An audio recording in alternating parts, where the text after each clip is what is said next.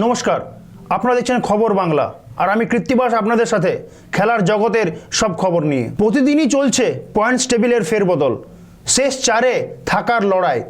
গতকাল আইপিএলের 18তম high voltage ম্যাচে মুখোমুখি সংঘর্ষ করেছিলেন চেন্নাই সুপার কিংস এর ধোনি বাহিনী ও সানরাইজার্স হায়দ্রাবাদ।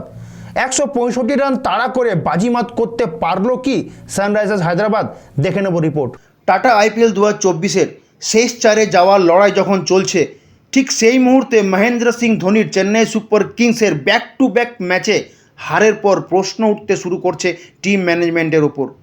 কোথাও কি ভুল হচ্ছে? গুরুত্বপূর্ণ ম্যাচে সানরাইজার্স হায়দ্রাবাদ 6 উইকেটে জয়লাভ করে। চেন্নাই সুপার কিংস প্রথমে ব্যাট করতে এলে জড়তা দেখা যাচ্ছিল ওপেনিং জুটিতে। শুভম দুবের 45 ও রবীন্দ্র জাডেজার 31 রানের বিনিময়ে কোনো ক্রমে ধোনি বাহিনী 166 রানের লক্ষ্য রাখে সানরাইজার্স হায়দ্রাবাদের সামনে।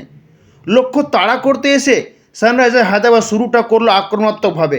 অভিষেক শর্মার 12 বলে 37 রানের বিধ্বংসী ব্যাটিংয়ের প্রথমেই 6 ওভারে কোণঠাসা হয়ে পড়ে চেন্নাই সুপার কিংস। পরে মাকরাম এর 36 বলে 50 রানের লড়াকু ইনিংসের ফলে সানরাইজার্স হায়দ্রাবাদ প্রথম পর্বের গুরুত্বপূর্ণ ম্যাচে 6 উইকেটের বিনিময়ে জয়লাভ করে। চোখ রাখবো খেলার জগতের টুকরো খবরে। দুর্গাপুর ইস্পাত নগরীতে নেহেরু ক্রীড়াঙ্গনে একই মঞ্চে 1983 বিশ্বকাপ জয়ী দুই খেলোয়াড় আলিঙ্গনে লিপ্ত হলেন কীর্তি আজাদ ও সন্দীপ পাতিল। বৃহস্পতিবার সন্ধ্যায় দুর্গাপুর ইস্পাত নগরীতে নেহেরু ক্রীড়াঙ্গনে দুর্গাপুর ক্লাব আয়োজিত টেনিস ক্রিকেট প্রতিযোগিতায় উপস্থিত ছিলেন 1983 ক্রিকেট বিশ্বকাপ জয়ী খেলোয়াড় সন্দীপ পাতিল।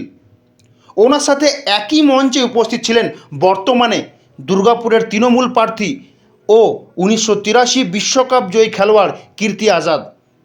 বর্তমানে তৃণমূল প্রার্থী কীর্তি আজাদ উত্তরীয় দিয়ে সম্বর্ধনা জানান সন্দীপ পাতিলকে।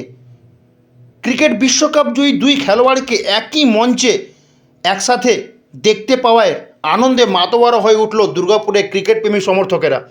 সাংবাদিকদের মুখোমুখি হয়ে সন্দীপ পাতিল বলেন, কীর্তি আমার পুরনো বন্ধু, পুরনো সতীর্থ খেলোয়াড়।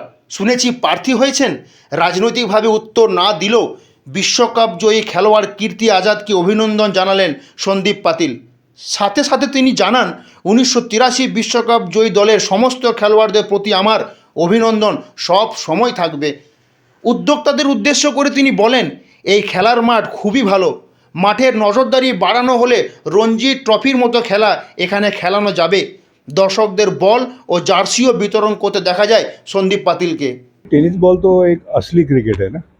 टेनिस बॉल से ही सबकी शुरुआत हुई है, चाहे आप डॉन ब्रैडमन की बात करें, चाहे गावस्कर की बात करें, चाहे सचिन तेंदुलकर की बात करें, विराट कोहली की बात करें। यहाँ से तो शुरू होती है सारी अपनी की जो तैयारी होती है, यहाँ होती है, टेनिस बॉल से होती है। और ये इनका जो स्तर मैं देख रहा हूँ 3-4 साल से टेनिस बॉल का, ये कमाल के खिलाड़ी है। मतलब मुझे गर्व महसूस होता है कि अगर इनकी, और मैं छोटा मुंह बड़ी बात नहीं करना चाहता, लेकिन इनका मैच अगर भारतीय टीम के खिलाड़ियों से भी करे ना तो मुकाबला बहुत तगड़ा होगा।